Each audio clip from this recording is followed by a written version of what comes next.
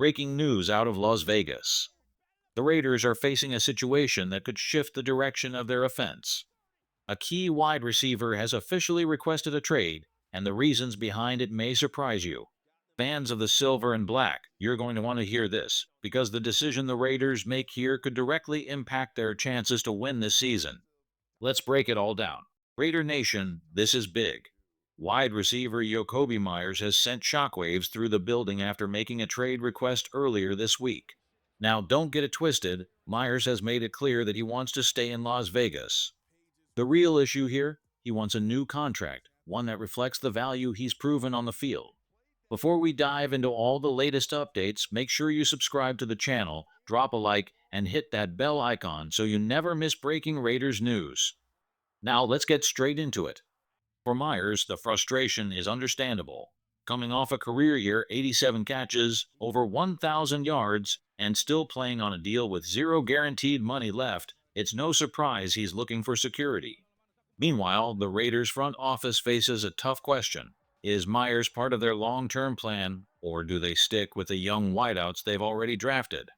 Here's where things get interesting. Despite filing his trade request, Meyers has continued to show up to practice, setting an example with his effort and professionalism. He's not pulling the stunt some other stars have, skipping camp or refusing to work out.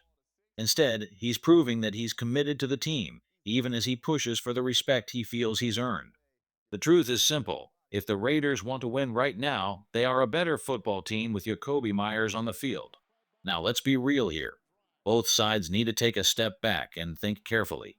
The Raiders have to ask themselves, how much are we willing to invest in Jakobi Meyers long term? And Meyers has to ask, where do I truly fit among the league's top wide receivers? The truth is somewhere in the middle. This has to be a win-win, and that means compromise. If I were in the Raiders front office, my first move would be simple. Put a fair contract on the table that rewards Meyers for his production, while also protecting the team's future.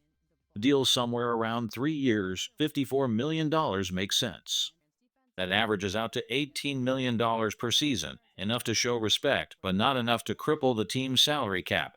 When combined with his current deal, it essentially places him right around the 25th highest paid wideout in the NFL, which feels like a fair reflection of where he stands today. Now, if Meyers and his camp push for something shorter with a higher annual payout, the Raiders could counter with a 2-year, $38 million offer. That raises his per-year average, but comes with less security. Again, a middle ground. Here's where things get complicated.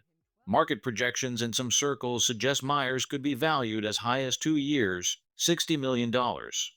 If his agent is seeing those numbers, you can bet that's the figure they're bringing to the negotiating table. And honestly, that's where the disconnect may be happening. This is the delicate balance. Raiders' history is filled with wide receiver drama, from Antonio Brown's fiasco to the emotional roller coaster with Amari Cooper, and even the contract battles with Davante Adams. The last thing this franchise needs is another star wideout situation spiraling out of control. So the real question becomes, would you pay Jakobi Meyers $30 million a year to keep him in silver and black? For the Raiders, that decision could define not only this season, but the culture they build moving forward. Here's the reality. As much as Jakobi Meyers elevates this offense, no single player comes before the Raiders' ability to win football games. That's the bottom line. This has to be a deal that benefits both sides, not just Meyers. So how do you create that true win-win? Sometimes it's not about tearing up a contract or locking into a massive extension. Sometimes it's about finding smart middle ground. Look at what the Cincinnati Bengals did recently with defensive end Trey Hendrickson. Instead of getting stuck in a long, ugly standoff over guarantees and years, they gave him a raise. One season, one adjustment, but it changed everything. Hendrickson's salary jumped from $16 million to around $30 million with incentives, and suddenly both sides were satisfied. That's the kind of creative thinking the Raiders should explore with Meyers. Imagine this. Give him an $8 million raise for this season, which would take his salary to roughly $22.9 million. That immediately moves him into the top 20 highest paid receivers for the year, showing respect without overcommitting. On top of that, build in incentives. Not just for stats like catches and yards, though those can be part of it, but for team success. Tie bonuses to the Raiders hitting 10 wins, making the playoffs, or even competing for the AFC West crown. That way, Meyers isn't just motivated to rack up personal numbers, he's directly invested in the team's victories. This approach rewards him for being a difference maker while protecting the Raiders from being handcuffed by an oversized contract. It's not about pampering a player. It's about aligning goals. If Meyers thrives and the Raiders win, everybody wins. The beauty of this type of contract structure is that it benefits both sides. For Jakobi Meyers, the raise and incentives give him real money now, but also the chance to hit the open market again in 2026. And that's huge. Why? Because Meyers will be 29 years old next time he's a free agent, right at that critical tipping point for wide receivers. Some players start to slow down at that age, while others cash in one last time. This deal would position him perfectly to make that final, big money push in his career. For him, that's a win. But this has to work for the Raiders too, and here's why I think it does. Inside the locker room, Meyers isn't just another player. He's respected, he's admired, and he's seen as a professional who does things the right way. So when the trade request went public, and then, almost immediately, the Raiders turned around and signed Amari Cooper, it raised eyebrows. Not because anyone dislikes Cooper, but because of how much weight Meyers carries with his teammates. To some in that building, it felt like a sign of disrespect. That's why handling this situation carefully matters so much. Keeping Meyers happy isn't only about his on-field production, it's about the message it sends to the entire roster. Rewarding a player who has shown up, worked hard, and delivered results tells everyone in that locker room that commitment and consistency are valued in Las Vegas. For the Raiders, that's more than just a contract negotiation. It's a statement about culture. There's another layer to this that cannot be ignored: the locker room. Players pay attention to how their teammates are treated, especially when it comes to loyalty and performance. Jakobi Meyers has done everything right. He's weathered the chaos of coaching changes, adapted to multiple quarterbacks, and still produced at a high level. More importantly, he's shown up at practices, at workouts, in the building when others in his position might have sat out. That's the definition of commitment to excellence. Now, imagine the message it sends if the Raiders don't reward a player like that. Teammates will look around and say, if a guy who gave his all isn't valued, what does that mean for me?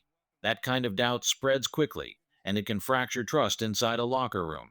The Raiders cannot afford that. From a business perspective, the timing also works. By structuring the deal so Meyers hits free agency again in 2026, the Raiders buy themselves two advantages. First, they get a motivated player in a contract year, and history shows receivers often play their best football when the next payday is in sight. Second, they align his future with a rising salary cap and the upcoming TV deal that will flood the league with even more money. For Meyers, it's perfect. At age 29, he would re-enter free agency still in his prime, with another chance to cash in. For the Raiders, it ensures their top wideout is playing with urgency, chasing touchdowns, chasing wins, and chasing that next contract. That's not just a deal. That's a strategy, one that fuels Meyers' ambition while keeping the Raiders in position to succeed. Here's another reason why a short-term deal works perfectly. It keeps control in the Raiders' hands. This new regime didn't sign Jakobi Meyers to his current contract, so naturally they may want the chance to evaluate him on their own terms. By giving him a one-year raise with incentives, the team gets exactly that. They can see how he pairs with Geno Smith, how he fits into the offense, and whether he truly is the right receiver to build around. And let's be clear, Meyers has the skill set to thrive with Geno. Think about how Geno relied on Jackson Smith-Njigba in Seattle, that dependable third-down target who always seemed to get open in key moments. Meyers can bring that same reliability to Las Vegas. If it clicks, the Raiders will know he's worth keeping around. If it doesn't, then you've given yourself flexibility. Amari Cooper is on a one-year deal. Meyers would essentially be on a one-year deal with a raise. And behind them, you're developing young receivers like Trey Tucker, Jacoby Bash, and others. The front office would have the ability to retool without being tied down to a massive, long-term contract. That's the smart play. It buys the Raiders time to evaluate, time to build chemistry, and time to see if Meyers is truly part of their future, while still keeping him motivated and respected in the short term. And here's the best part. If Meyers plays out that deal and eventually leaves in free agency, the Raiders stand to gain a 2026 compensatory pick. That's not just smart business, that's turning a potential problem into an asset. Here's where it gets even more interesting. The NFL's compensatory pick formula is designed to reward smart roster management. And the Raiders are in the perfect position to take advantage of it with Jakobi Meyers. If Las Vegas gives him a 1-year raise and Meyers delivers a strong season, something like 70 catches, 900 yards, and a handful of touchdowns, the team is set up to benefit in multiple ways.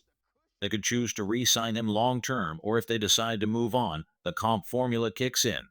That would likely land the Raiders a third or fourth round pick in 2026. Think about that for a second. If you trade Meyers right now, the market probably only values him around a fourth round pick at best, very similar to what Chicago gave up for Keenan Allen last year. But if you hold on to him, let him play out the year, and then decide not to bring him back, suddenly you are looking at a comp pick that could be worth more than any trade package you'd get today. In other words, it's a win either way. Meyers gets more money and motivation in 2025. Geno Smith keeps a reliable target. The Raiders get their top receiver for the season. And down the line, if Meyers leaves, the organization still pockets valuable draft capital. That's the kind of smart, forward-thinking move that builds a stronger roster, turning what could have been a messy situation into a long-term advantage.